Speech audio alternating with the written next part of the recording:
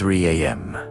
The witching hour, the devil's hour. It's the time when the world feels deeply asleep, but something else, something ancient and unseen, feels wide awake. Tonight, we're diving into stories of those who made a single, simple mistake. They all looked outside their window at exactly 3 a.m., and every single one of them regretted it forever. It begins with a man who couldn't sleep. You know the feeling. The house is too quiet.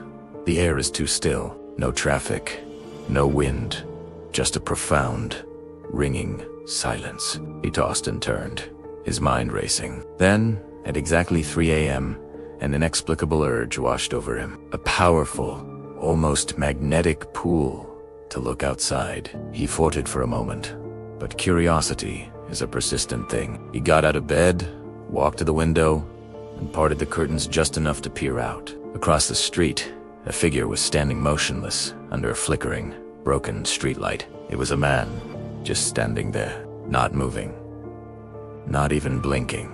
He seemed to be staring directly at the window, directly into his eyes. A cold dread seeped into the man's bones. He wanted to look away, to run back to bed and hide under the covers. But he was frozen. As they watched, paralyzed, the figure across the street slowly raised its hand, not in a wave, but in a strange, deliberate gesture.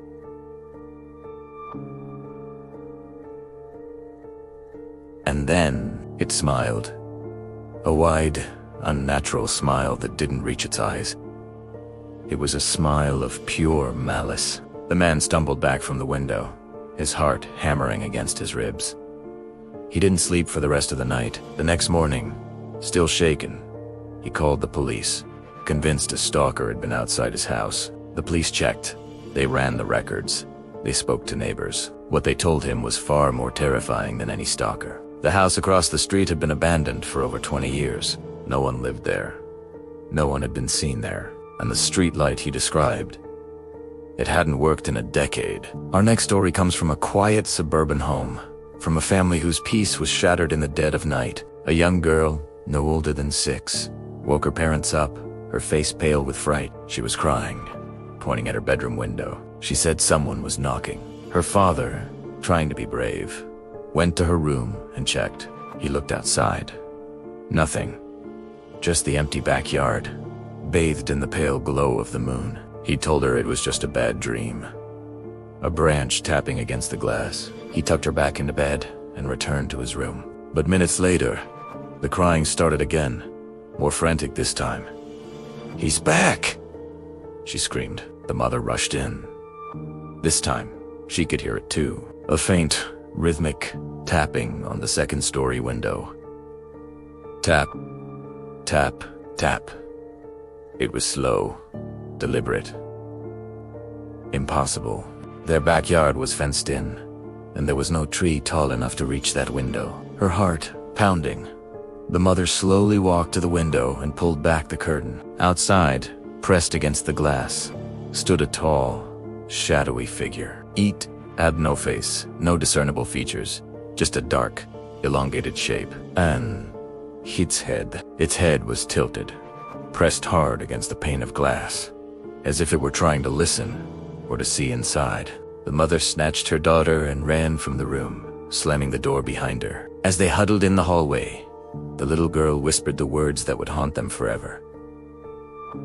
"Mom, it's been watching me for days." The family moved 2 weeks later.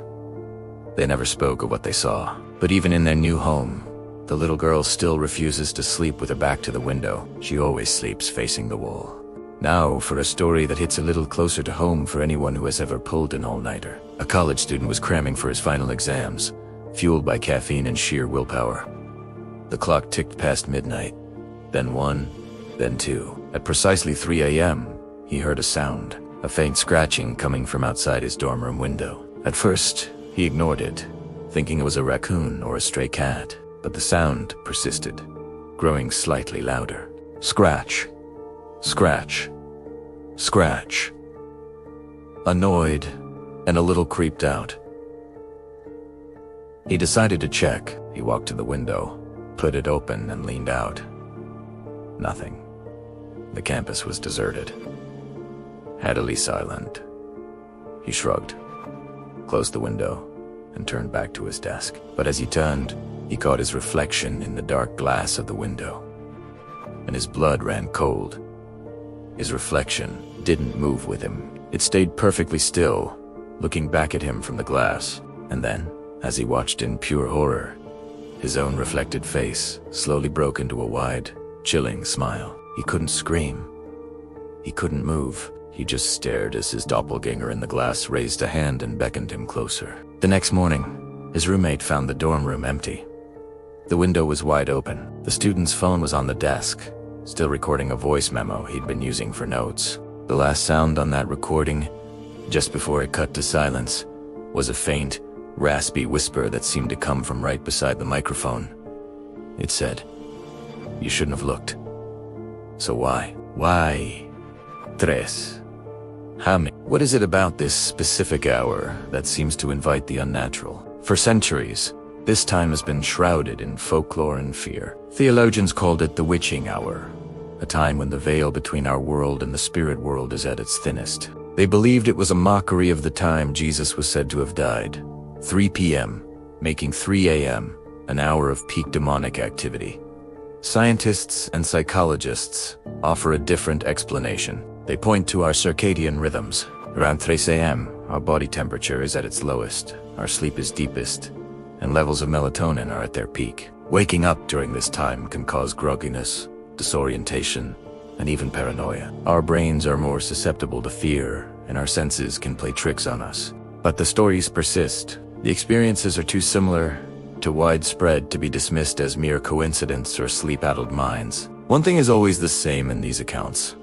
The people who look, they never get a second chance. They never look twice. Because whatever they saw, it seems it saw them first. The act of looking wasn't just an observation. It was an invitation, a confirmation that you are awake, you are aware, and you are vulnerable. You've acknowledged their presence, and in doing so, you've given them power.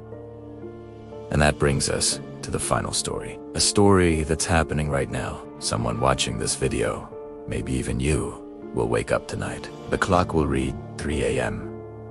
There will be an unusual silence in your home. You'll feel a strange, compelling urge to get up and go to the window. You'll remember this video. You'll remember the warnings, the stories of the smiling man, the shadow figure, the malevolent reflection. Every rational part of your brain will scream at you to stay in bed, to close your eyes and go back to sleep.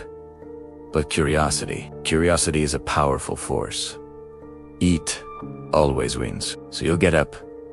You'll tiptoe across the cold floor. Your heart will beat a little faster as you reach for the curtains. You'll tell yourself it's just a story, just a video. You'll pull them apart. And this time it won't be across the street. It won't be tapping on a glass. This time, something will be closer than ever before. It will be right there, waiting for you. If you're watching this late at night, in the dark, do yourself a favor.